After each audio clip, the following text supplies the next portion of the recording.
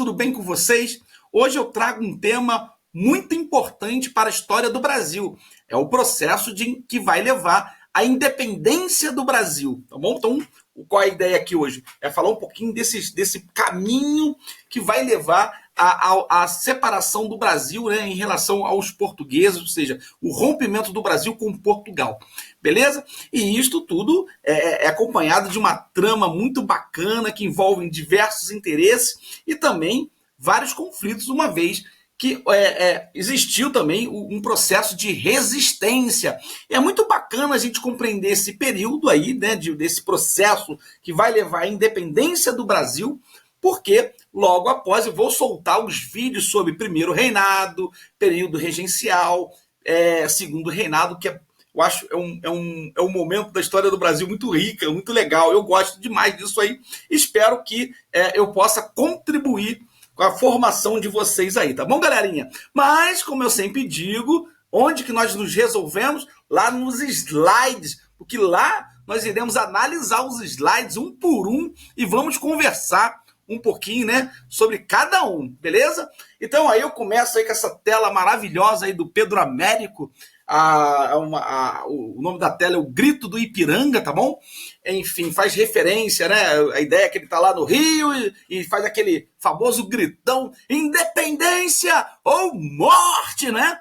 Bom, na verdade, isso tudo aí foi uma encomenda, né? Encomendaram esse do Pedro Américo, ele construísse, né, uma forma, né, de fortalecer a memória em relação a esse fato histórico. Então, o que nós sabemos através de diversos historiadores, que essa tela aí, na verdade, ela está impregnada de mitos, ok? Que é importante nós desmistificarmos isso aí, até porque não foi muito bem essa cena que aconteceu, tá bom? Isso aí, na verdade, é uma construção do Pedro Américo, né, para aí criar uma grande memória em torno do 7 de setembro. O que nós sabemos, na verdade, que o Brasil, principalmente a elite brasileira, né, ou seja, a elite do Brasil, estava extremamente preocupada com o projeto de Portugal de recolonizar o Brasil, ou seja, acabar com todas aquelas transformações que o Dom João VI havia criado no Brasil no período joanino. Ele é obrigado a voltar para Portugal, ok? Eu vou falar um pouquinho disso aí, aliás. Dom João VI, quando vem ao Brasil, ele vem como monarca absoluto. Entretanto, quando ele volta para Portugal, ele já não tem esse poder todo, ele está agora submetido a uma constituição, ou seja, quando o Dom João VI vem ao Brasil, ele vem como monarca absoluto, mas quando ele retorna a Portugal, lá agora existe lá um movimento chamado Revolução do Porto, que vai colocar limites nas ações do rei, e o que Portugal vai se transformar numa monarquia constitucional. E os caras lá, eles falam o seguinte: cadê teu filho que não veio? E começam a pressionar o Dom Pedro para que o Dom Pedro, o príncipe regente, também volte para Portugal, coisa que não acontece. Então, com a possibilidade, presta atenção, com a possibilidade dessa recolonização, a grande parte da elite brasileira e os grandes comerciantes, acostumados agora com as novas aberturas econômicas que o período joanino criou no Brasil, tentando aí evitar que isso acabasse, eles começam a pensar na independência e começam também a pressionar o Dom Pedro que aceite essa missão de tornar o Brasil, apoiar a independência do Brasil, ok? Bom, então o Dom Pedro ele vai fazer uma viagem, ou seja, ele vai do Rio de Janeiro, inclusive naquela rodovia, a Presidente Dutra aí, tá bom? A Dutra aqui, essa Dutra que ele passa por aqui, inclusive, tá bom?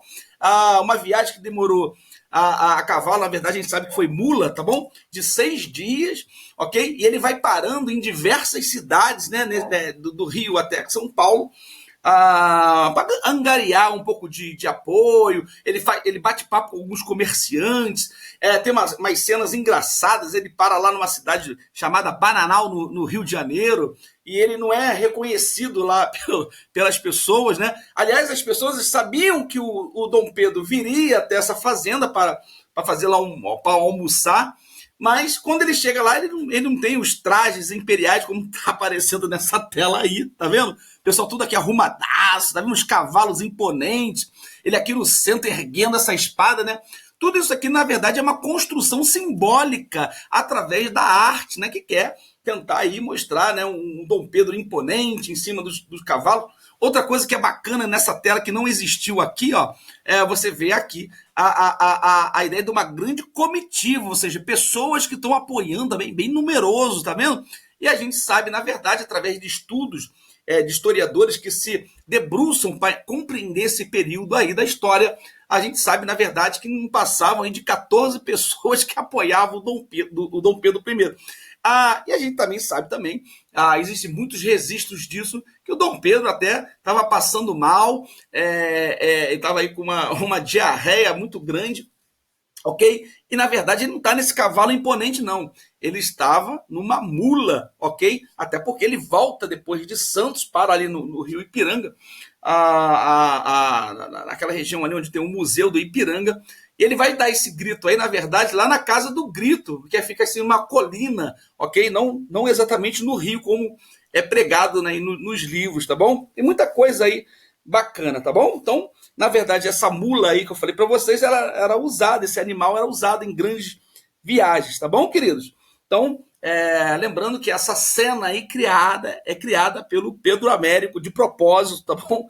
Enfim, não existia muito isso não. A ideia do Dom Pedro era apaziguar os ânimos, principalmente dos paulistas, que estavam já doidos para realizar a independência do Brasil, tá bom? Então, aí ó, uma aula bem inaugural aí, e é bacana que a gente saiba disso, ou seja, a independência do Brasil está relacionada ao período joanino, não pode esquecer disso, tá bom? Lembrando aí, ó, os antecedentes, né? O Dom João VI, ele foge lá do bloqueio continental do Napoleão Bonaparte, fica aqui no Brasil de 1808 até 1821. Eu tenho um vídeo chamado Período Joanino, vai assistir. Eu falo de todas as transformações que o Dom João VI faz no Brasil. Uma delas, a abertura dos portos às nações amigas, permitindo que o Brasil realize comércio com outros países, tá bom? E os comerciantes se agradaram muito dessa decisão do Dom João VI. Mas Portugal não, Portugal perde o monopólio, perde o controle, porque nesse momento, quando se declara a abertura do comércio, os portos às nações amigas, o Portugal perde aí o controle, o monopólio comercial sobre o Brasil, ok? É lógico que os portugueses lá não estão nada satisfeitos com essas atitudes de Dom João VI. Então, o comércio português acaba sendo prejudicado, né? Enfim, só que o problema é que vai acontecer lá em Portugal uma revolução muito conhecida chamada Revolução do Porto, tá bom? A Revolução Liberal do Porto, tá vendo aqui, ó? O que seria a Revolução Liberal do Porto? Portugal, ela vai receber de volta a sua autonomia. Lembrando que os portugueses foram invadidos por franceses, né, as tropas napoleônicas, e depois, por um bom tempo, quem vai dominar Portugal foram os ingleses, e se aproveitando lá de uma distração dos ingleses, os portugueses vão realizar essa famosa Revolução Liberal do Porto em 1820, tá bom? E anota aí, se você já está com seu caderninho na mão, uma das características dessa Revolução Liberal do Porto, tá bom? É que esses caras aí que participam dessa Revolução do Porto, eles irão alterar o ambiente político em Portugal. Lembrando que Portugal era uma monarquia absoluta, ok? A gente já falou muito sobre absolutismo, o absolutismo monárquico, que se caracteriza pela centralização do poder nas mãos do rei, né? As pessoas respeitam muito o rei, mas agora não. Agora eles vão modificar isso aí, eles vão criar uma monarquia constitucional, ou seja, o rei lá em Portugal agora vai obedecer às leis criadas pelas cortes, ok? Lembrando que cortes seria uma assembleia, né, onde tem os deputados que fazem as votações. Essas assembleias lá na Inglaterra se chama parlamento. Lá em Portugal, as cortes. Aqui no Brasil a gente chama de congresso, ok? Na França, assembleia. Então seria a reunião de deputados, né? No caso aí as cortes portuguesas. E essas cortes portuguesas, ou o parlamento português, a assembleia portuguesa, ela vai exigir imediatamente a volta do Dom João VI e toda a família imperial para Portugal, ok? E quando isso acontece, aqui no Brasil, a elite fica muito assustada com isso, temendo que aquelas mudanças que Dom João VI promoveu no Brasil se acabassem. Por isso, anota aí, a Revolução do Porto e o período joanino estão diretamente associados à decisão da elite apoiar a independência, ou seja, romper com Portugal. Não se esqueçam disso, tá bom? E por que eles apoiam? Porque eles temiam perder todas as modificações econômicas, as modificações políticas realizadas por Dom João VI, ok? Beleza pura? Não se esqueçam disso. Então, os portugueses já não. Os portugueses pretendiam recolonizar o Brasil. Por isso, eles passam a exigir que Dom Pedro voltasse para Portugal e ele não volta, ok? Isso vai gerar aí uma relação insustentável com as cortes portuguesas. Ele não volta, ok? Enfim, e isso aí vai gerar um processo muito bacana. Um deles aí é o famoso Dia do Fico, né? O 9 de janeiro de 1822. Olha só, grupos políticos defendiam a independência do Brasil e começam, né? Eles criam um abaixo-assinado pedindo a permanência do Dom Pedro, ou seja, Dom Pedro está super pressionado nesse momento, pressionado pelas cortes portuguesas que exigem a sua volta e pressionado pela elite do Brasil, ok, que não quer que ele volte, pedindo a ele que ele apoie esse processo de independência. Imagina aí como é que ficou a situação do Dom Pedro. Você não pode esquecer que ele é filho do rei de Portugal, Dom João VI, tá bom? Mas em 9 de janeiro isso vai ficar resolvido, vai ficar muito claro o rompimento de Dom Pedro e seu apoio ao processo de independência, quando ele vai desafiar as cortes portuguesas, declarando, né, se é para o bem de todos e a felicidade geral da nação, diga ao povo que fico. E é assim que ele diz, ok? Essa frase aí vai ficar eternalizada, né, para sempre na nossa história. E isso ficou conhecido como Dia do Fico. Olha só o que ele fala: se é para o bem de todos e felicidade geral da nação, diga ao povo que fico. E aí, em 9 de janeiro, ficou conhecido como Dia do Fico. Muito bacana isso aí, tá bom? Bom, mas não para por aí não, já que essa decisão do Dom Pedro vai se tornar uma relação insustentável com as cortes portuguesas, que continuam a pressionar, ameaçam inclusive a invadir o Brasil, tá bom? Principalmente quando ele, né, diz, né, ele vai criar uma outra ordem. Olha só o que ele vai falar, né? Ele vai dizer que nenhuma ordem vinda de Lisboa poderia entrar em vigor no Brasil sem a sua autorização. É o famoso cumpra-se, aqui do dia 13 de maio de 1822. Repare aí, lógico, as cortes portuguesas começam a mandar várias ordens para o Brasil e ele diz o seguinte: olha, só vai cumprir alguma coisa que a Lisboa está mandando. Lisboa é a capital de Portugal. Você só vai respeitar as decisões de Lisboa se eu disser cumpra-se, ok? E por conta disso aí, ok, ele vai ganhar um título muito bacana no Brasil. Ele vai ser conhecido como defensor perpétuo do Brasil, ok?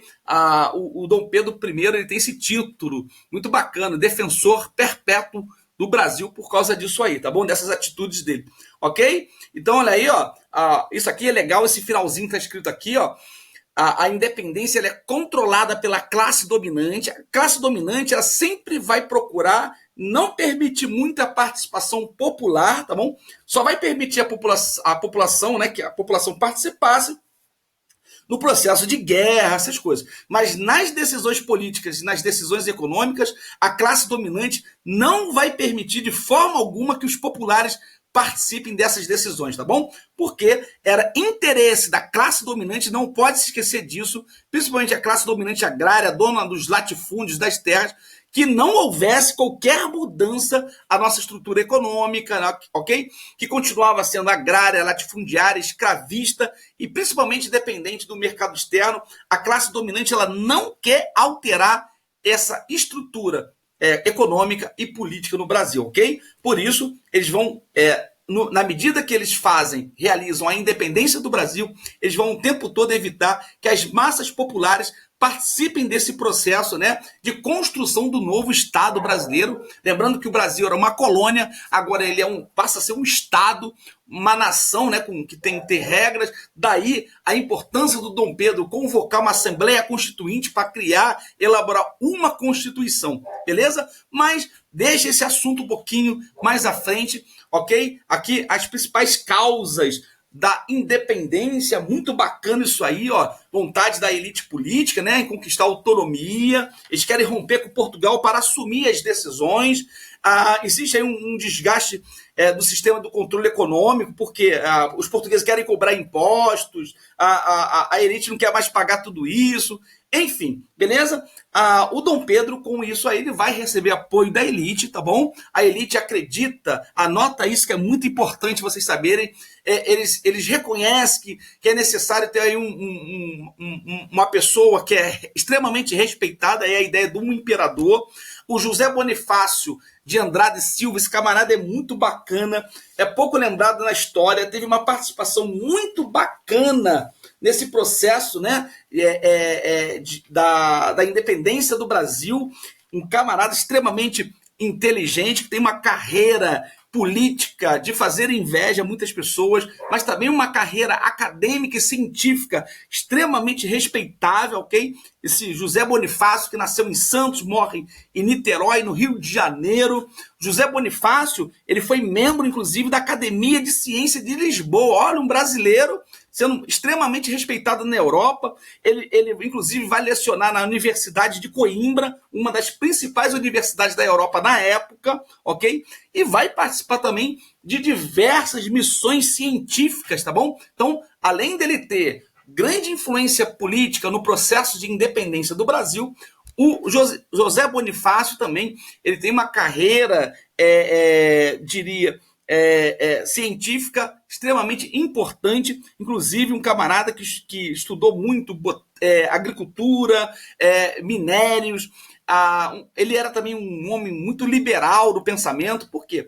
Lembrando que o José Bonifácio está circulando a Europa, né? Então você tem lá, ele tem contato com as ideias liberais, então ele era extremamente liberal quando se pensa na economia, mas ao mesmo tempo ele é conservador porque ele não quer uma modificação profunda no Brasil, ou seja, principalmente que as classes populares assumam o poder, ok? Ele faz parte também da elite, não pode esquecer disso, tá bom, queridos? Grande aí o José Bonifácio, tá bom? Que foi um grande político, um grande estadista, formado em direito, filosofia, especialista em mineralogia, perdão.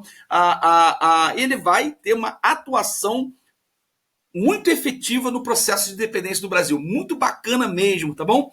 E ele vai apoiar a ideia de um regime monárquico. Anota aí, isso aí é muito bacana que eu vou falar agora para vocês, tá bom? Vocês não podem esquecer disso aqui, deixa eu voltar aqui. É muito importante que vocês saibam que o processo de independência na América Latina, no geral, os países adotaram a forma republicana de governo, uma república. A Argentina era uma república, a Paraguai era uma república, o Chile é uma república. Só que, no caso do Brasil, não. O Brasil vai assumir um formato de governo diferente dos outros países da América. Os Estados Unidos é uma república, por exemplo, né, com a sua independência, mas o Brasil vai adotar o formato monárquico, ou seja, você vai ter agora a ideia de um imperador que vai comandar o Brasil, ok? O José Bonifácio acreditava que esse modelo de governo garantiria, anota aí, a integridade nacional, ou seja, a integridade territorial que existia já no Brasil colônia. Eles não querem perder nenhuma terra, ok? A elite deseja manter a unidade territorial que já existia no colônia, por isso o Brasil é muito maior do que os outros países, né, da América, pode reparar isso. E tudo isso aconteceu porque a elite política do Brasil se preocupou muito em manter a integridade territorial já existente desde o Brasil colônia, ok? E para que isso pudesse acontecer, era necessária aí uma monarquia na visão do José Bonifácio, tá bom? Ele foi também ministro dos negócios, e ele é um liberal conservador, já falei para vocês, vai defender a ideia de uma monarquia constitucional, né, para garantir essa integridade territorial, tá bom? Enfim, e também é bacana a gente destacar também a participação da esposa de Dom Pedro I, também, que foi muito bacana, a Maria Leopoldina, ok? Apoiando também a ideia de uma independência, mas com território extremamente unificado, tá bom? Muito legal, o José Bonifácio, tá bom? Aí, ó, o panteão aí dos Andradas, da família Andrada, em Santos. Aí, quando vocês forem a Santos, dá uma visitada, tá lá, olha aí, ó, o José de Andrada, que legal, tá bom? Muito bacana, tá vendo? Muito maneiros, gestos mortais lá, tá bom? Então, com isso vai iniciar o que a gente chama de primeiro reinado. Dom Pedro vai realizar a independência em 7 de setembro de 1822, que eu falei para vocês, ele passa a ser ele passa de príncipe regente ao imperador, e seu período de governo vai ficar conhecido como primeiro reinado. Já tinha falado isso em outros momentos. Então, repare aí, uma monarquia entre repúblicas. Isso, inclusive, vai assustar muitas repúblicas locais, né? O pessoal fica meio preocupado com o Brasil, com essa unidade territorial imensa, ok? Então, uma característica, anota isso cai, inclusive, em diversos concursos públicos, ok? Eles sempre procuram comparar a independência do Brasil com a independência de outros países da América. Então, os países que foram controlados pela Espanha acabou se fragmentando. Já o Brasil não. O Brasil, pós-independência, ele continuou, né? Ele conseguiu a manutenção da unidade territorial, por isso que o Brasil é imenso. Isso foi um desejo da elite, tá bom? Outra coisa que é bacana a gente aqui, ó, você tem uma intensa participação das elites na construção do Estado brasileiro, que vai ser necessário agora, mas também a ausência da participação popular, ela é retirada, ou seja, enfim, os populares só participam, né, no processo de guerras, tá bom? E uma outra coisa que você não pode esquecer é que mesmo com o Brasil independente, ele não altera a sua estrutura socioeconômica, né? Ou seja, vai continuar ainda existindo o escravismo, o escravo continua escravo, latifúndio, domínio, né, das oligarquias, desses grupos, dessas elites, né, donas das terras, e o modelo de agroexportador, enfim, que o Brasil sempre foi forte nisso aí, tá bom? Então, reparem, anota aí, a elite deseja romper com Portugal, mas ela não deseja realizar qualquer mudança no Brasil, quando a gente pensa em estrutura socioeconômica. Entretanto, eles vão se preocupar em manter a unidade territorial, eles desejaram que o Brasil continuasse com essa imensidão territorial, eles apoiaram muito ao Dom Pedro, depois Dom Pedro II, para que o Brasil não se fragmentasse, tá bom? Imagina aí, o Brasil poderia ter se tornado em diversas republiquetas se não fosse a atuação da elite aí, mas sempre de uma forma conservadora, anota aí, excluindo a participação popular e, mais do que nunca, não alterando o modelo socioeconômico, né? Mantendo aí o escravismo, o latifúndio, o domínio desses grupos econômicos, tá bom? Enfim, mas quando isso acontece, presta atenção, isso aqui é muito bacana, nem todo mundo aceita a independência, tá bom? Aqui no Rio de Janeiro se aceitou, São Paulo teve pouca resistência, aliás, os paulistas quiseram logo a independência, Minas Gerais aceitou, ok? Mas há resistência no Maranhão, no Ceará, Piauí, Pará, Bahia, a Cisplatina, que é o atual Uruguai, que pertenceu ao Brasil. Assiste lá o meu vídeo sobre o período joanino, que eu falo que é a Cisplatina. Vai lá, não perde tempo não, ok? Ou seja, você vai ter aí uma guerra, né? Você vai ter guerra interna, tá bom? Enfim, olha aí, ó. Após o grito da independência, né, o grito do Ipiranga, você vai ter núcleos de resistência de tropas portuguesas na Bahia, Pará, Maranhão, Piauí, ok? E, ao mesmo tempo, vai se criar aí um exército pacificador, né, a Armada Imperial, seriam as forças patrióticas, né?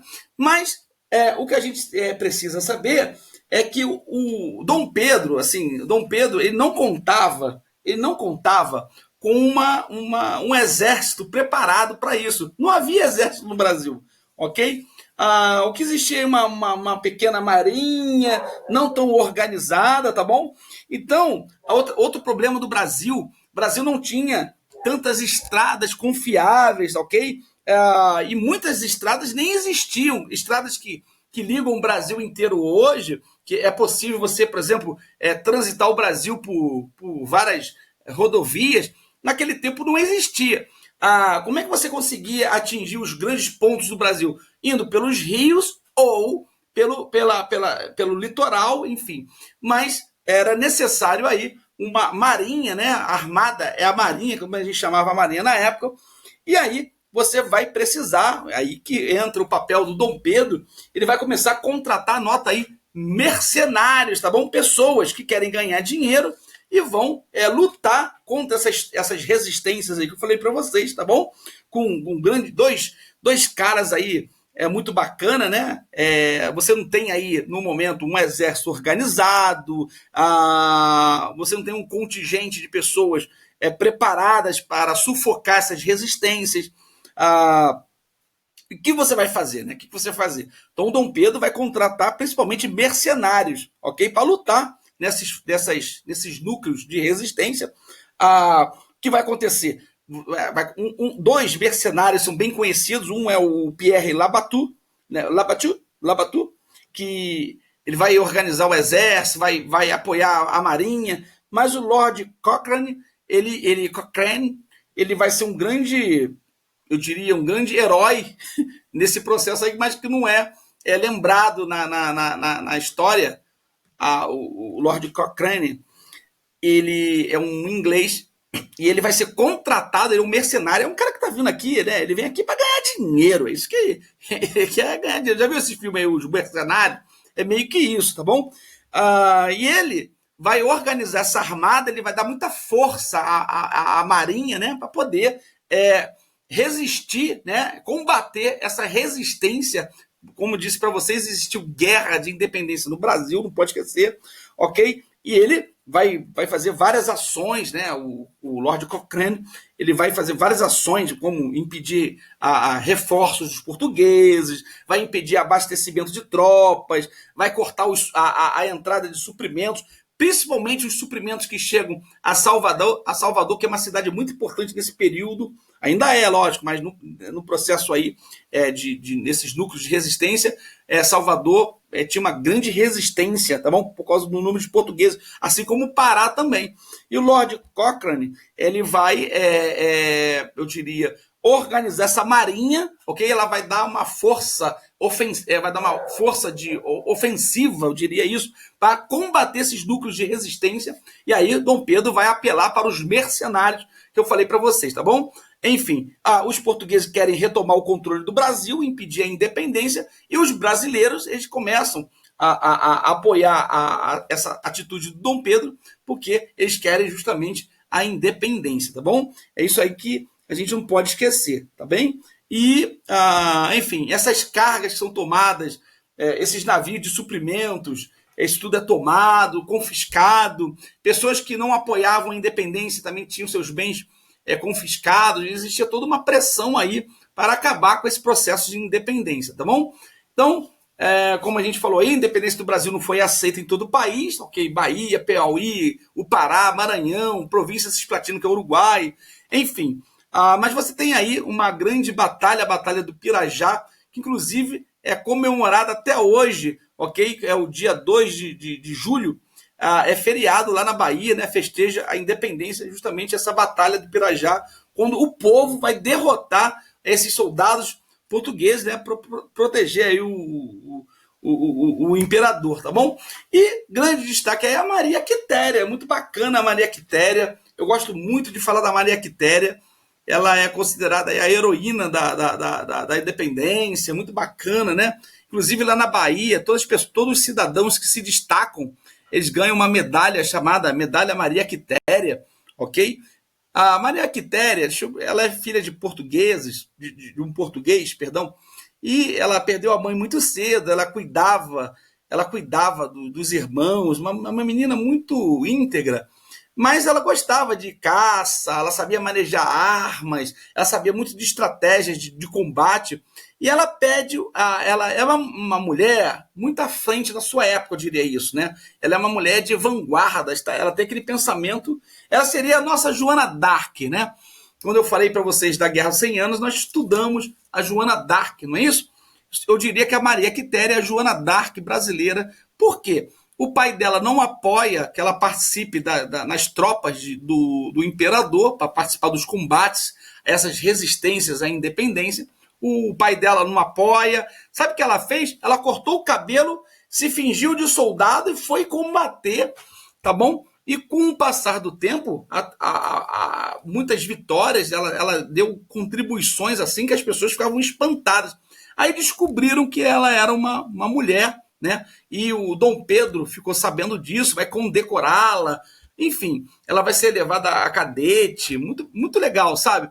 Mas depois, com o passar do tempo, a gente sabe que a Maria Quitéria, ela morreu, foi no anonimato. Se não for aqui o professor Marcos falar um pouquinho dela, e muitos historiadores se dedicam, né, a validar, a valorizar essa presença da Maria Quitéria, que é uma presença feminina muito bacana a gente falar disso, da Maria Quitéria, do processo de independência do Brasil. Eu acho que é muito bacana a gente estar contribuindo aí para essa memória histórica. Tudo bem? Maria Quitéria. Já caiu uma questão numa prova muito legal, presta atenção. Foi assim a prova. Eles fizeram uma biografia da Maria Quitéria. Falaram dela, que ela é isso, que ela é aquilo, blá.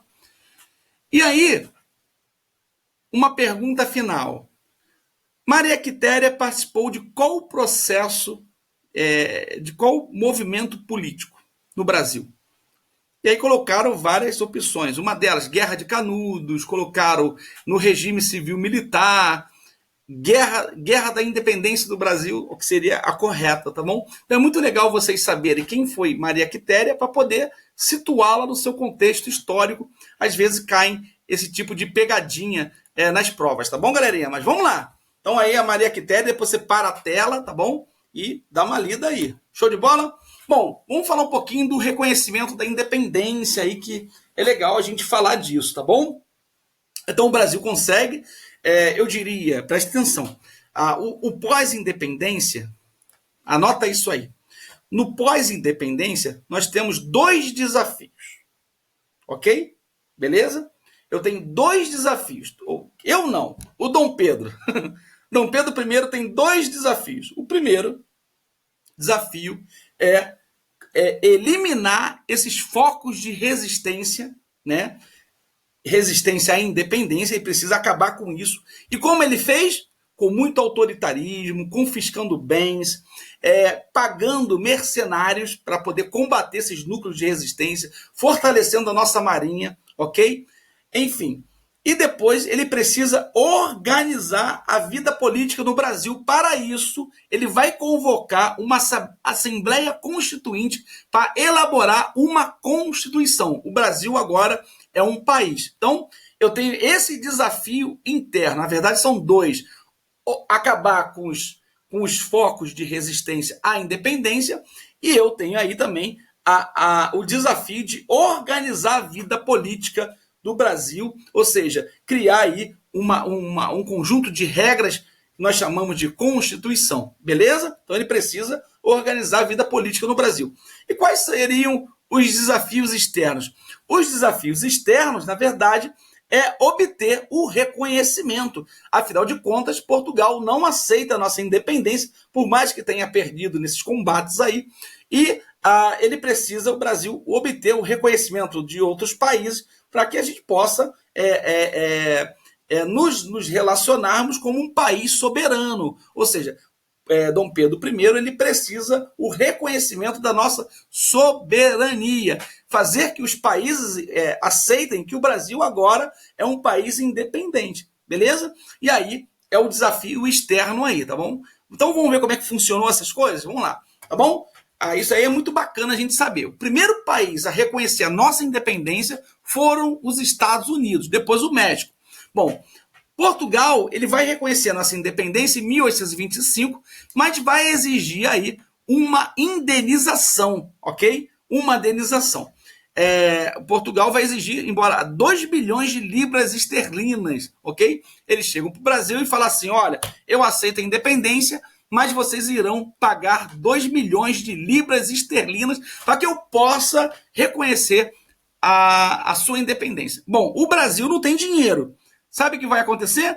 Brasil vai pegar empréstimos com os ingleses. Então, aí já é a nossa primeira dívida externa, porque o Brasil não tem dinheiro, o que ele faz? Ele vai pegar o empréstimo de quem? Dos ingleses. Então, os ingleses também passam a ter um domínio econômico sobre o Brasil, porque se eu vou te emprestar dinheiro, se eu vou mediar essas relações, lógico que a Inglaterra não é boba, ela vai exigir diversos tratados do Brasil, tá bom? Então não pode esquecer disso. Olha aí, ó. A Inglaterra, para aceitar nossa independência, exige a manutenção de privilégios que já tinham no Brasil durante o período joanino, em especial, o domínio português, tá bom? Então, e outra, ele vai exigir aí que o Dom Pedro fosse, de uma forma simbólica, reconhecido como rei do Brasil, tá bom? Enfim, olha aí, ó, reconhecimento da independência. Em 1826, a Inglaterra, em troca do empréstimo e do apoio a prestados, conseguiu, junto ao Dom Pedro I, a renovação de tratados comerciais, são os tratados de 1810, por mais 15 anos. Então, para que a Inglaterra reconhecesse a nossa independência, ela vai exigir tratados vantajosos comerciais. No primeiro reinado, eu falo disso aí para vocês com mais propriedade, tá bom? Tá bom? Então, em 1824, os Estados Unidos vai aceitar a nossa independência, até porque os Estados Unidos tinham a famosa doutrina Monroe, ok, a América para os americanos. Os Estados Unidos não queria que os países da Europa recolonizassem a América, então havia uma política, uma orientação na política externa dos Estados Unidos a apoiar qualquer tipo de movimento de independência na América. E os Estados Unidos também estão de olho nos mercados da América. Lógico, os Estados Unidos vai apoiar qualquer manifestação de independência. Então, os Estados Unidos é o primeiro país a reconhecer a nossa independência, tá bom? Eles estão aí influenciados pela doutrina Monroe, a América para os americanos, estão decididos a apoiar esse tipo de movimento, tá bom? Em 1825, Portugal vai exigir a indenização de 2 milhões de libras, né? E esse empréstimo foi feito para os ingleses. Nós sabemos aí que os portugueses deviam também a Inglaterra. Na verdade, esse dinheiro nunca foi para Portugal, continuou na Inglaterra mesmo.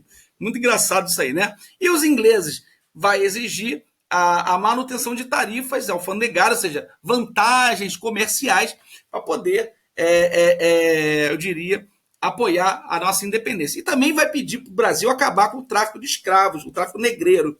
Depois a gente vai falar sobre isso aí, tá bom? Então, no dia 29 de agosto de 1825, vai ser assinado o Tratado de Paz e Aliança, né? Ou seja, aí é oficializado o reconhecimento dos portugueses à nossa independência, tá bom? Depois vocês dão uma lida aí, olha aí, ó. Segundo esse acordo, o governo brasileiro deveria pagar uma indenização de 2 milhões de libras esterlinas para que Portugal aceitasse a independência do Brasil. Além disso, Dom João VI, rei de Portugal, ainda preservaria o título de imperador do Brasil. Essa última exigência, na verdade, manifesta o interesse que o monarca lusitano tinha em reunificar os dois países em uma sua coroa. Na condição de nação recém-formada, o Brasil não tinha condições de pagar essa indenização estabelecida pelo tratado. Nesse momento, olha aí, ó, olha como a Inglaterra é esperta. Os ingleses emprestaram os recursos que asseguram o pagamento deste valor. Na verdade, o dinheiro nem chegou a sair da própria Inglaterra, já que os portugueses tinham que pagar uma dívida equivalente aos mesmos credores. Então, na verdade, os portugueses tacaram a dívida deles da conta do Brasil, certo? Brincadeira, né? E o que é isso aí? Esse Dom Pedro aí com máscara do Covid, né? Então, o Dom Pedro então depois vai ser coroado, enfim, né? Muito bacana, tá bom? Depois de todo esse processo aí que eu falei para vocês. E aí no bairro do Ipiranga, né, em São Paulo, você tem esse monumento à independência, muito legal, né? Esse museu está passando por reformas, aí o rio Ipiranga, né, o riacho, né? Muito bacana. E aqui é a Casa do Grito. Quando vocês forem para essa região, pede para o papai e mamãe levar vocês aí para conhecer um lugar maneiro, essa colina aí que eu falei para vocês, aí que foi, na verdade, dado o grito, não no riacho lá embaixo, tá bom? E aí, as nossas considerações dessa aula, é importante que vocês respondam essas perguntas. Qual é a relação da independência com o período joanino? Você acha que isso foi um processo de independência? Essa pergunta foi mal elaborada. Na verdade, Na verdade, foi um processo de independência pacífico, ok? Você acha que foi pacífico? É melhor até resolver isso aqui logo, né? Foi um processo de independência pacífico? Pacífico, né? Justifique a sua resposta, tá bom? Comente os desafios internos após a independência. O que precisou, né? Quais eram os problemas internos que Dom Pedro precisava resolver? A4, você vai comentar os desafios externos, o que precisava externamente resolver após a independência. E depois você vai falar um pouquinho sobre o interesse da elite brasileira no processo de independência, o que eles queriam, qual era o projeto que eles tinham para o Brasil, o que eles queriam manter, o que eles desejavam fazer, romper com o quê, e as massas populares, onde ficam. E aí você escreve isso aí, tá bom? E escrevam bem, a sua resposta aí eu vou considerar, quanto mais complexa ela for, eu vou dar maior número de pontos. Galera, espero que vocês tenham gostado da aula. Um abraço aí.